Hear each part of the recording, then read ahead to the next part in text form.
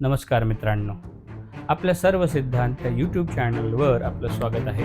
का अग्नी कधीही अपवित्र होत नाही आणि का त्याच्यामध्ये टाकलेली प्रत्येक आहुती नेहमी पवित्र बनून जाते आणि का होलिकेला वरदान असून देखील ती अग्नीमध्ये भस्म झाली. या सर्व गोष्टींमागचं कारण काय आपण तेच जाणून घेऊ. जेव्हा नारद मुनी हिमालयामध्ये भ्रमण करत असताना पार्वतीजवळ पोहोचले, त्यांच्याशी चर्चा करता करता पार्वतीने नारदाला विचारले की मी आई कधी म्हणेन, महादेव बाबा कधी म्हणतील, आम्हाला पुत्रप्राप्ती कधी होईल, असा प्रश्न पार्वतीने नारद मुनींना विचारला.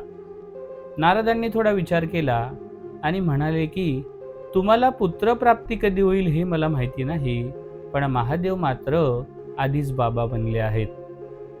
पार्वतीला खूप आश्चर्य वाटले की मी त्यांची पत्नी असून देखील जर मी अजून आई बनली नाही तर महादेव मात्र बाबा कसे बनले बरं.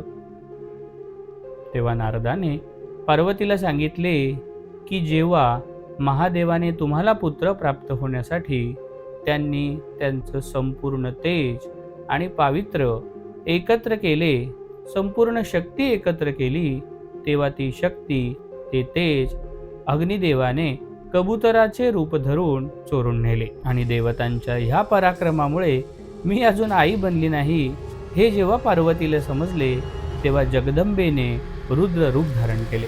पार्वती अग्निदेवाला म्हणाली की हे अग्निदेव, जे तेज मला प्राप्त होण्यासाठी बनले होते ते तेज तू गंगेवर समर्पित केलेस.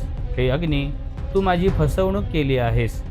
तुम्ही सर्व देवांनी मिळून मला गर्भवती होण्यापासून रोखलं आहे. हे अग्नी, तू नीच कर्म केले आहेस. हे अग्नी, तू देवतांचं मुख्य असशील, तू पूज्य असशील तसा तू अपूज्य देखील म्हणशील. तुझ्यामध्ये जशा पवित्र गोष्टी अर्पण केल्या जातात तशाच अपवित्र गोष्टी देखील अर्पण केल्या जातील. म्हणूनच आपण बघतो की एक अग्नी जो यज्ञामध्ये आपल्याला पाहायला मिळतो आणि दुसरा अग्नी तो स्मशानामध्ये देखील असतो. एक अग्नी आपण देवासमोर दिवा म्हणून लावतो आणि दुसऱ्या क्षणी घरातील सर्व कचरा एकत्र करून आपण तो अग्नीमध्ये पेटवतो. या सर्व गोष्टींमुळे अग्नीचे अस्तित्व संकटात आले.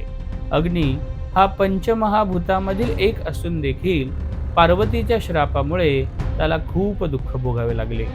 अग्नीमध्ये अपवित्र गोष्टी येऊ लागल्या आणि हे सर्व अग्नीला सहन झाले नाही. म्हणून अग्नी मृत्यूची मागणी करण्यासाठी महादेवापर्यंत पोहोचला आणि महादेवांची क्षमा मागितली. अग्निदेवांना आपली चूक लक्षात आलेली पाहून महादेवांनी त्यांना सावरण्यास सांगितले. महादेव अग्नीला म्हणाले की पार्वतीच्या श्रापापासून मी तुला मुक्त तर करू शकत नाही, त्या श्रापापासून होणारा त्रास मी कमी कसा करू शकतो हे मी पाहीन. हे अग्नी, पार्वतीच्या श्रापाचे रूपांतर आपण संकटात संधी म्हणून कसे करता येईल ते बघू.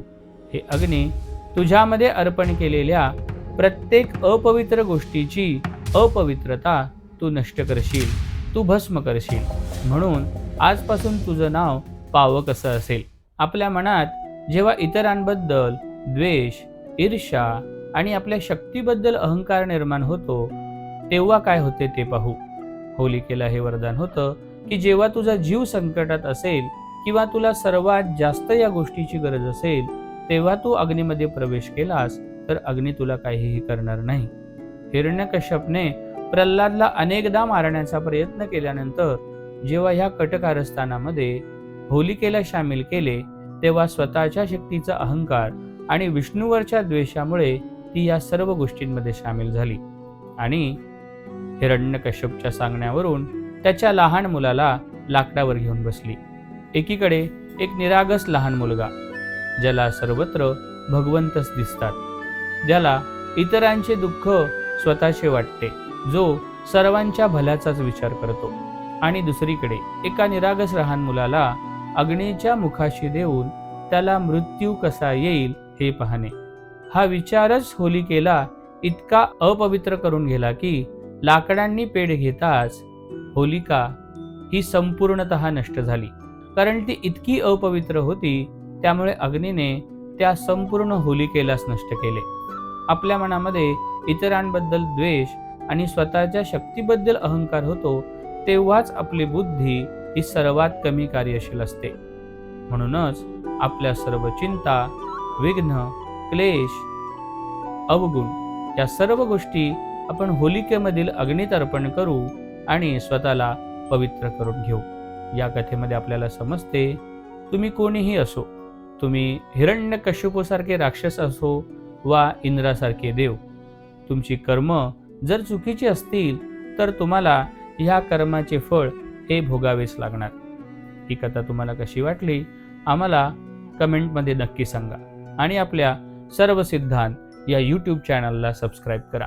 तोपर्यंत नमस्कार.